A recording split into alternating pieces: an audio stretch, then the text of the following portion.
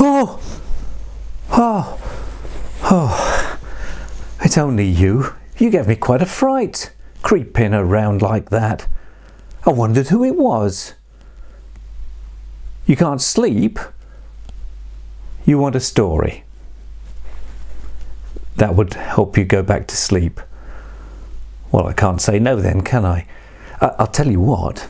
I'll tell you the story of Samuel. He was having a bad night too. Samuel was only a young lad. He had a job helping out Eli, an elderly priest, in a little village called Shiloh. In the darkness of the night, Samuel should have been sleeping soundly, but something had disturbed him. He heard a voice. "Samuel! Samuel!" the voice called. Samuel thought it must be Eli calling from his bed, so he ran to Eli's side. "Here I am," he replied obediently. But Eli was confused. "I didn't call you."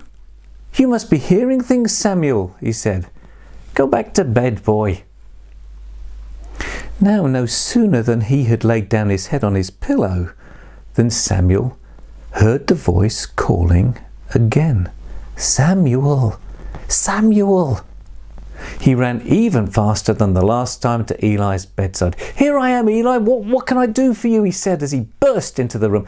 "Go back to bed, Samuel," the old priest replied. "You're keeping me awake, lad." Samuel went back to bed again, feeling just a little bit silly. So when he heard the voice again, he was a little bit worried about going back to tell Eli. "Eli, here I am, you called," he said. Eli now realized what was happening. It was God, not he, who was calling to Samuel. "Go back to bed, Samuel," he said, "and when you hear the voice next time, say, 'Speak to me, Lord, and I will listen.'" Samuel returned to bed, and when the voice spoke his name again, Samuel did as Eli told him. Then Samuel listened to God and began a long life passing on God's messages to the Israelites. Samuel had become the first in a long line of prophets who could hear what God was saying to them and who spoke God's truth and wisdom to his people. So that's Samuel's story. I wonder what might make a good symbol for Samuel on our Jesse tree today. An ear?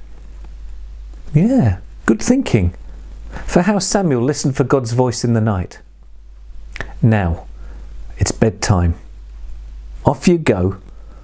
And I'm going to get some sleep too. Good night.